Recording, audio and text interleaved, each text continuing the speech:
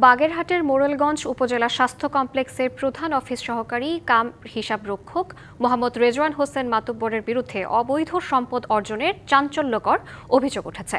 স্থানীয়দের দাবি, মাত্র 23,000 টাকার বেতনে চাকরি করেও তিনি গত কয়েক বছরে নামে বেনামে গড়ে তুলেছেন কয়েকটি বিলাসবহুল বাড়ি, করেছেন প্রায় 6 থেকে 7 কোটি টাকার সম্পদ। 1989 সালে মোরেলগঞ্জ উপজেলা স্বাস্থ্য কমপ্লেক্সের সুইপার পদে যোগ দেন মোহাম্মদ রেজওয়ান। দীর্ঘ কর্মজীবনে পদোন্নতি পেয়ে 2018 সালে 23,000 টাকা বেতনের বিনিময়ে হিসাবরক্ষক পদে বহাল হন। কালার এক্সপার্ট, জর্জ স্যাপ এবং মাইল্ড অন হ্যান্ডস টেকনোলজি সমৃদ্ধ অরিক্স ক্রিস্টাল ওয়াশ আপনার লন্ড্রি এক্সপার্ট। তবে অভিযোগ, গেল 8 বছরে রাজনৈতিক ছত্রছায়া ও ক্ষমতার অপব্যবহার করে পৌরসভার 1 নম্বর ওয়ার্ডে 4 কাঠা জমিতে বহুতল ভবন নির্মাণ, 7 নম্বর ওয়ার্ডে স্ত্রীর নামে বাড়ি এবং 8 নম্বর ওয়ার্ডে ছেলে ও মেয়ের নামে 2টি আলিশান বাড়ি করেছেন।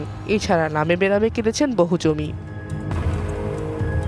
অবসরপ্রাপ্ত কর্মচারীদের পেনশনের টাকা তোলা ও অন্যান্য কাগজপত্রে ঘুষ ছাড়া কোনো কাজ না করা, এমনকি হাসপাতালের আসবাবপত্র ব্যক্তিগত কাজে ব্যবহার করার অভিযোগও আছে রেজওয়ান হোসেন মাতাব্বরের বিরুদ্ধে।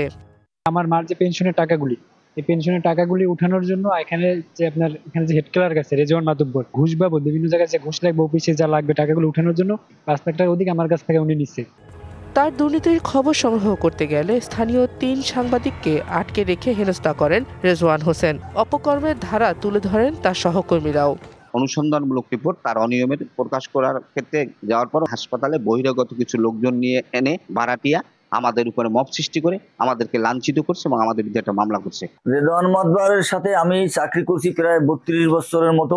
ওর বাড়ি গেছি, ওর ভাইয়ের বারিন্দায় থাকতো, সেইখান থেকে আজ 4-5টা বাড়ি করছে। আওয়ামী লীগের আমার এখানে হেড ক্লার্ক হয়ে আসার পর হুট করে আঙ্গুল ফুলে কলা গাছ হয়েছে। আমরা এই ক্ষমতার উৎস জানতে চাই, তারা ইনকাম উৎস জানতে চাই।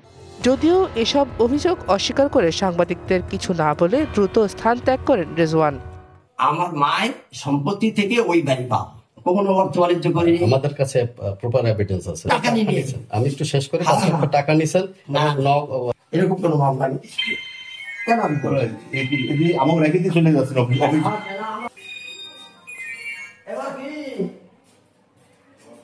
এ অবস্থায় সিভিল সার্জনের দায় সারা আশ্বাস, তার বিরুদ্ধে তদন্ত করে ব্যবস্থা নেওয়া হবে। যেহেতু তার বিরুদ্ধে আমরা অনেক অভিযোগ পাইছি, এখন আমরা হয়তো তদন্ত করা লাগতে পারে।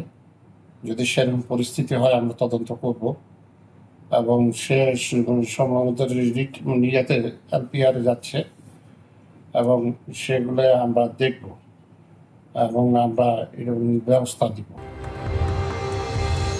DBC news desk.